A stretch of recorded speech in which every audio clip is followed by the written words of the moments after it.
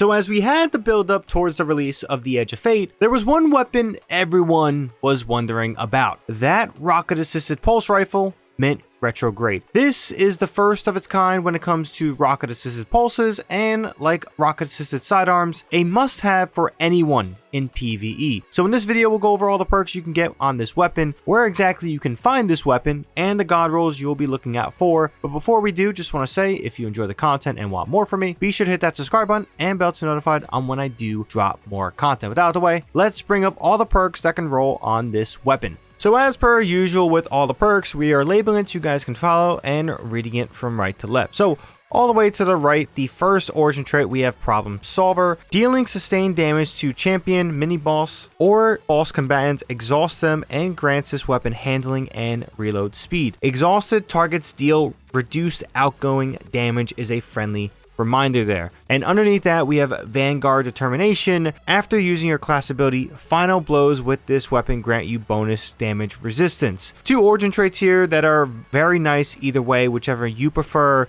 Just be mindful on which one you are selecting. So as you slide over to column 4, we have Bait and Switch, Chain Reaction, Slice, Element to Honing, Master of Arms, and One for All. Now in column 3, we have Beacon Rounds, Rewind Rounds, Recycled Energy, Hatchling, Stats for All, and Envious Arsenal. And since this is a Rocket Assisted, we have an interesting choice here. First up here, we have Appended Mag, Tactical Mag, Extended Mag, Alloy Magazine, Flared Magwell, High Velocity Rounds, Implosion Rounds, and High Explosive Ordnance. Now, the frame alone is already a weapon you will definitely want to chase. The perks here honestly do add that desire as well, because we have so many good options for a Rocket Assisted frame. Now, before we jump into the god roll, I first want to take a moment to explain where you find this weapon. So within the portal, you have 4 different playlists: Solo Ops, Fireteam Ops, Pinnacle Ops, and Crucible Ops. Pinnacle Ops will be the playlist you will want to play in order to get this weapon. However, there's going to be a few things to keep in mind. These activities are on the longer side of things, and as of now will be exotic missions from past seasons. This will obviously change with an update. You will see multiple chests throughout the mission, but unless it is a targeted drop in the portal, which is the item highlighted when selecting the activity, you are at the complete mercy of RNG Jesus. And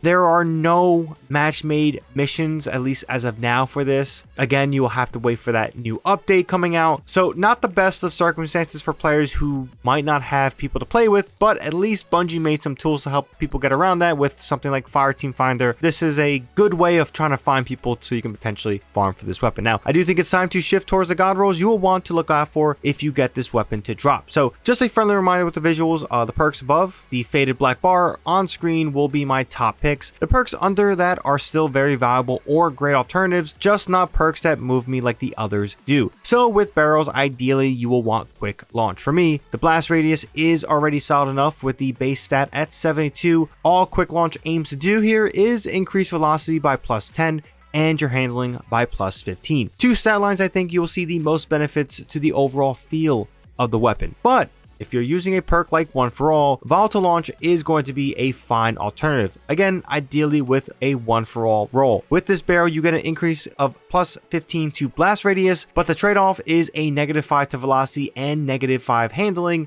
Just keep in mind that base handling is at 20. Now, next up for magazines, Appended Mag takes a cake since we are increasing the mag size by an extra shot, which is a whole extra burst here, which is wonderful. But if you need something with more benefits to stats, High Velocity Rounds is a great alternative, granting +10 velocity and a +10 reload speed. Now in column 3, I feel like none of the perks you can go wrong with, but Rewind Round stands out the most here. This allows you to increase your sustained damage without having to reload, and with its description, upon emptying the magazine, refills 60% of the number of hits landed rounded up into the magazine from reserves. Hits are counted from either your last reload or the last time this perk was triggered. Does not require direct hits. It requires firing 28.75% of the magazine capacity for the refill to activate. Cannot load the magazine beyond its base capacity. The key part here, not requiring direct hits, makes this perk even juicier on a rocket assisted frame. For alternatives, something like beacon rounds is nice, especially if you're not the most precise shooter, and stats for all is going to be wonderful because it's an explosive, so hitting 3 targets is also very easy. I also would only recommend Envious Arsenal if the perk is the enhanced version. The reason for that is going to be that it grants a plus 20 to the ammo generation stat. Other than that, if it's not enhanced, I don't really recommend that perk for this weapon. Now, as we slide over to column 4, my personal favorite and the one I recommend the most is Master of Arms. While not the highest possible damage buff for this weapon, it's one of the easiest to proc, and most importantly, you don't need to actually get final blows with this specific weapon to proc it. So, scoring a kill with any weapon grants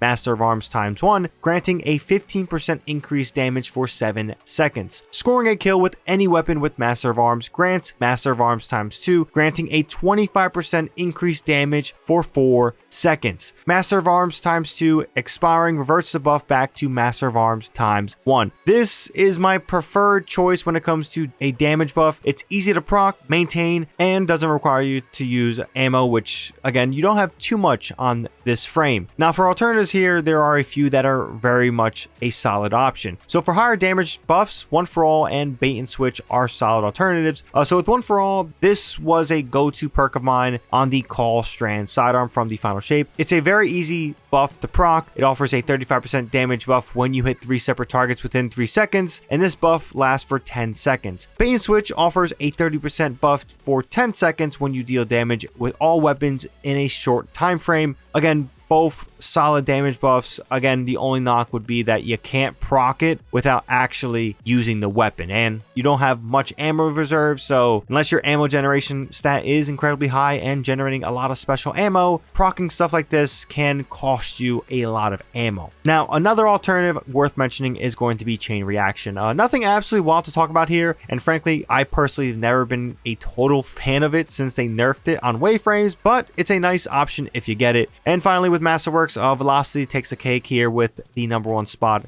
but something like Reload and Handling are going to be fine alternatives for Masterworks. I will say you don't need to dismantle a god roll because of its masterwork, or maybe you do, maybe you only chase perfection, whatever it may be. But yeah, this is ideally what you're going to be looking for when you farm this weapon. Now, before we wrap up, just want to say when it comes to the tier you should chase or be the most worried about, honestly, any tier that gives you that god roll is going to be fine. For me personally, I will say that tier 4 is the one you should aim for since you get access to enhanced weapon mods. Those can really add a nice juice. So yeah, tier 4 is ideally where I think you should aim for, but at the same time, you play at your own pace. So if higher tier loot like a tier 4 isn't something you can get, then a tier 1, tier 2, even tier 3s are incredible as long as you do get that god roll. But that's all I have to say on this one. Hope you guys enjoyed it. If you did, be sure to hit that like button, helps out the video a ton. And if you want more content from me, be sure to hit that subscribe button and bell to be notified on when I do drop my next video. As always, thank you for watching. It's greatly appreciated. Until next time, ShadowNinja here,